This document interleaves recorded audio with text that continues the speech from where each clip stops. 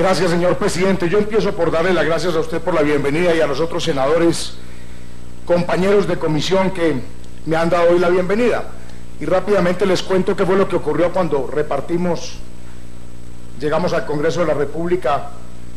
Quisieron en el partido que yo llegara a la Comisión Quinta por mi formación, por mi vinculación histórica al sector agrícola, básicamente, y mi formación agrícola, y quisieron que llegara a la Comisión Quinta, pero allí no había sino 2 cupos, y vi al senador Cabrales, que hacía parte de esta curul en la Comisión Cuarta, pues digamos que algo incómodo, y le dije: mire, senador, yo no tengo ningún inconveniente que usted llegue los 2 últimos años, repartamos el tiempo, no faltaba más, aquí lo que hay que hacer es, entre todos, generar y construir, y esta Comisión Cuarta, como es de asuntos económicos, pues uno aquí puede hacer todos los reclamos que quiera, tengan que ver de lo que tengan que ver, porque al final del día todo es recursos económicos. Entonces, yo arranco por ahí, por contarles por qué en estos 2 años voy a estar acompañándolos. Yo me siento muy contento de estar en esta comisión, donde hay congresistas tan destacados, tan importantes, y seguramente pues donde vamos a discutir pues los temas más álgidos, que son estos temas económicos que tanto afectan hoy al país. Señor presidente, yo le voy a pedir un favor, senador Duque, usted que es de antioqueño pero que hace política también en mi departamento de Caldas. Yo, desde que llegué al Congreso de la República, digo cosas muy seguidas y las mismas, porque el presidente Uribe me enseñó que uno tiene que ser repetitivo para que le paren bolas. Y hay 2, aprovechando que el señor ministro de Hacienda está ahí al lado suyo, 2 en que le voy a pedir a usted que me ayude, porque las hago siempre que me dan la oportunidad, y veo yo un funcionario por ahí que puede hacer alguna cosa, aunque sé, mucho me temo, que mientras no salgamos del gobierno de Juan Manuel Santos no voy a ser capaz yo de sacar esto adelante, pero a mí me toca. Entonces le pido un favor, ayúdeme con 2 temas. ¿Cómo le parece que nos quitaron del presupuesto del departamento de Caldas 160.000 millones para el plan vial? Nos los quitaron.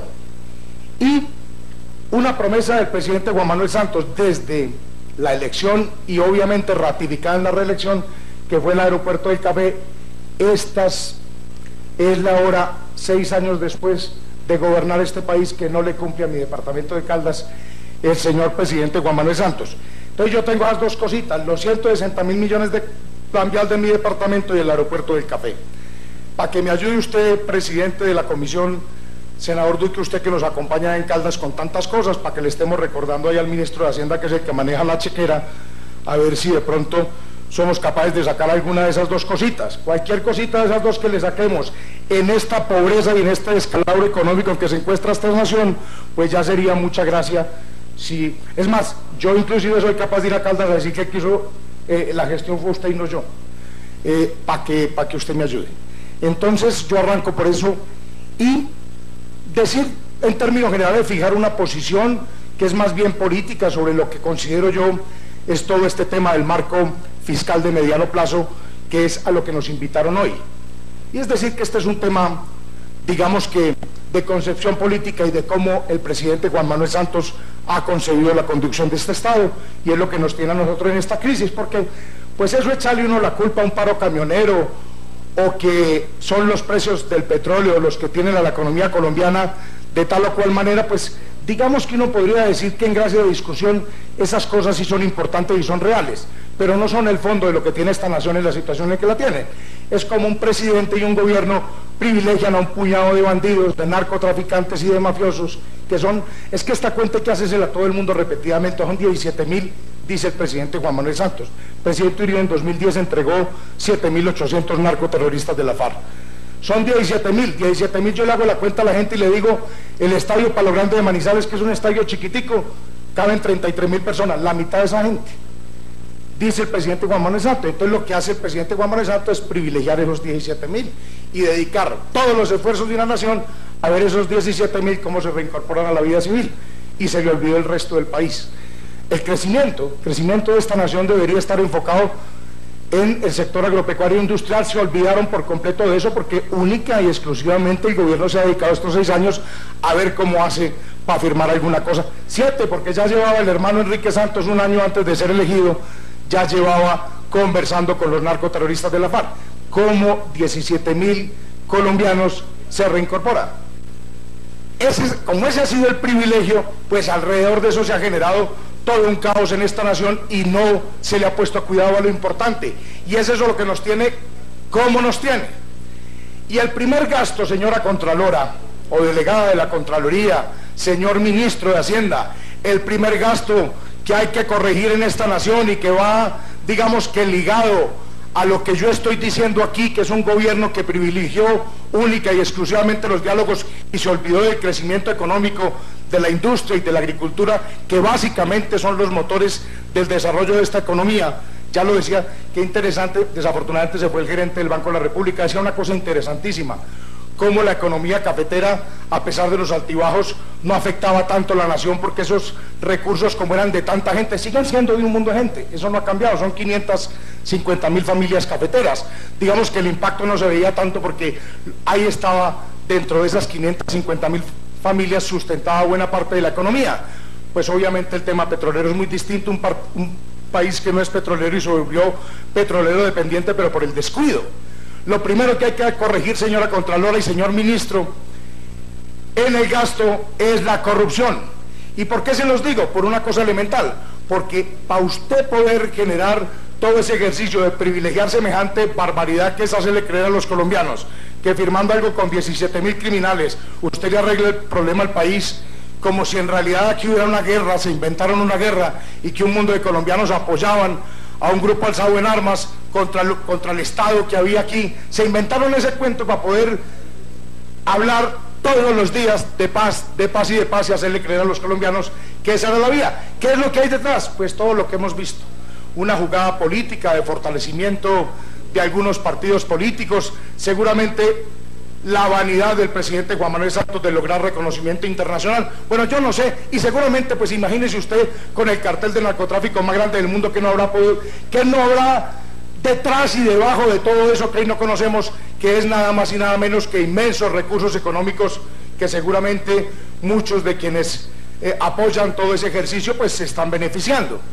La corrupción, vuelvo y le repito, señor presidente, señora delegada, porque alrededor de esto se ha generado un gran escenario de corrupción precisamente para generar apoyos.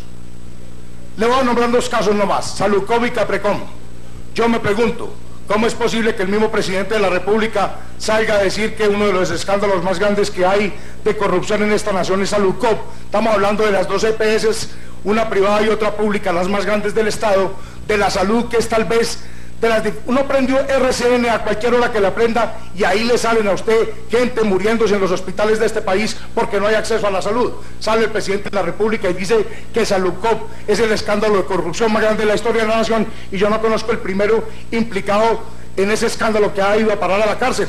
Seguramente porque gente muy cercana al mismo gobierno está involucrada, y seguramente quien manejó la justicia de este país, el anterior fiscal, tenía, digamos que, gente muy cercana a todo ese ejercicio de Salucop, y no pasó absolutamente nada. Yo no me demoro mayor cosa, ya voy a terminar, porque pues cortico aquí vamos a tener oportunidad de hablar mucho de estas cosas. Pero ¿cómo le parece Caprecom? Sacaron 3 billones de pesos para liquidar al señor ministro de Hacienda, o 2 y pico, me corrige, yo me puedo equivocar, pues es mucha plata. Sacan esa plata, la liquidan y no pasa nada. Y entonces uno dice, ¿dónde están los responsables de Caprecom? Es que son muy cercanos al proceso de paz, al gobierno, a todo este ejercicio donde han metido al pueblo colombiano. El problema sigue siendo eso, y el senador Cepeda decía ahorita que por qué no mirar si los recursos digamos del presupuesto no serían a mejorar con el proceso de paz. Todo depende, y depende por lo siguiente, porque yo soy de la teoría que este país se arregla el día que uno salga de Juan Manuel Santos, y hay una forma de salir de él. Por ejemplo, desde mi punto de vista, si llega a ganar él, no saldríamos de él y se mejoraría mucho este país, porque por allá le prometió a unos periodistas en Londres, en la BBC, que si ganaba él no, él renunciaría, como lo acaba de hacer David Cameron cuando pierden ellos ahí un plebiscito para ver si seguían o no en la Unión Europea. Allá la gente es decente y cuando pasan esas cosas se retiran. Yo guardo la esperanza de que Juan Manuel Santos renuncie al otro día que gane el no.